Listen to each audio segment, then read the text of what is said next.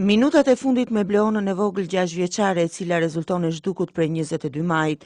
Emisioni Xhungëlli i gazetarit të njohur investigativ Artan Hoxha solli për publikun dëshmi ekskluzive të vajzave që shoqëruan 6 vjeçaren dhe e pan për herë të fundit atë pasdite të 22 majit, Bleonën nga Zapodi, e cila ka ngritur në këmbë policitë e dy vendeve në Shqipëri dhe Kosovë. Një rikthim në atë ditë saktëson edhe një herë se pikërisht në këtë masiv pyjor të fshatit Zapod në Kukës, 5 vajza të reja dolën si zakonisht të kullosnin bagtit. Më të velit nuk angazhoheshin në këtë punë, por sikur gjithçka të ishte shkruar keq për fatin e më së voglës, Bleona ju që pas atë pasdite kushurire së saj Qamile. Unë i qova dhe në shpi, kështu tha shkoni në shpi.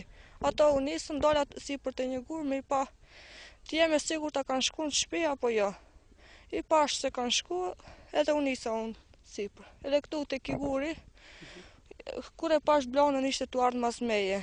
E pita pse ke ardhë, ajo më tha, du të vi me ty, po pse, s'ka mas një punë, më tha, du të vi me ty me lopë. Edhe e mora unë ati me ndihmu, e ndihmova tek ajo rruga e keqe që është. Te ky vend vajzat e fshatit të detyruara të merrnin bagtit shumë pak metra larg Bleonës, ruajnë dhe kujtimin e fundit me të.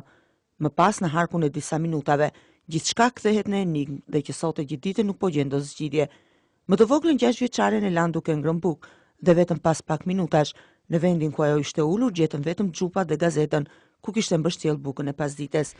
Edhe e qova të Alketa e kapi për dore, këtu e mbulu me një xhup, i dhash unë bukë, e vendosëm tek xhupat me ul, me pushu, edhe të gjithë unë pozicionet e vetë. Alketa shkoi atje me këthi lopët e veta, Gjentjana e Diana shkun poshtë, kurse unë shkova ne me këthi lopën time. Rudina në atë qast ishte shumë afër vajzës, si për ishte Rudina.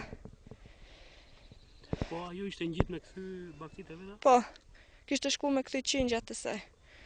Kurse unë në gjdo 50 metër i bërtita lonës. Për herë të parë kur i kam bërtit lonës, kur i kam thirrë lonës, ajo më tha pse më bërtet, më qatë kam bërë, edhe ca fjalë tjera. Për herë të ditë kur i kam thirrë, as së më dha as një përgjigje.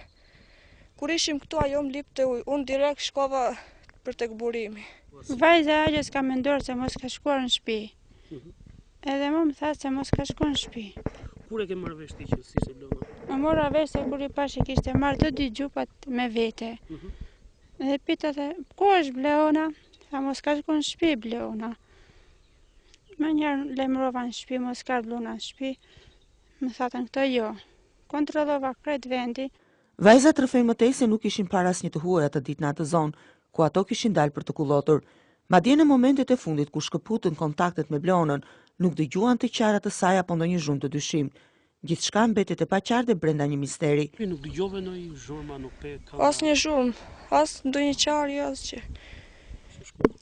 Më njerë shkova te guri madh, mos është zhrëzuar poshtë ati gurit, se rruga është shumë e keqe dhe mos dorsa është zhrëzuar diku.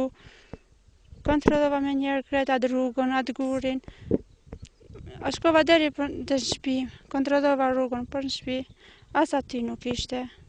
A i thirrët në emër gjatë kohë? Po, patjetër, edhe në emër i thira, me zë të larë kështu. Xhungëlli solli sërish dëshminë e gjyshes së vajzës, e cila vazhdon të këmbgulse pikërisht atë ditë, ka parë në zonë një të ri me çup të zi, i cili në momentin që zgjoi këshërinë e fshatarëve, mundoi të shihte fytyrën. Të dhënat tashmë janë në duart të organeve hetimore dhe policisë, që prej ditëve janë përfshirë në kërkimin për të voglën 6 vjeçare nga Zapodi Kuksi.